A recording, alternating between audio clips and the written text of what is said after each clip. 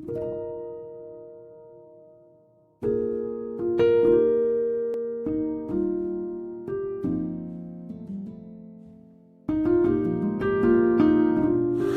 കുട്ടികളെ,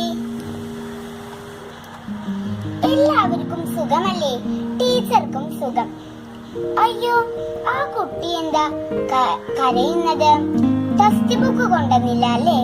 സാരമില്ല, അടുത്ത ക്ലാസ്സിൽ കൊണ്ടുവന്നോളൂ. എന്നാൽ എല്ലാവരും ടെക്സ്റ്റ് ബുക്ക് എടുത്തേ. വെണ്ണക്കണ്ണനിൽ നിന്നുള്ളൊരു കവിത നമുക്ക് ചൊല്ലി നോക്കാം.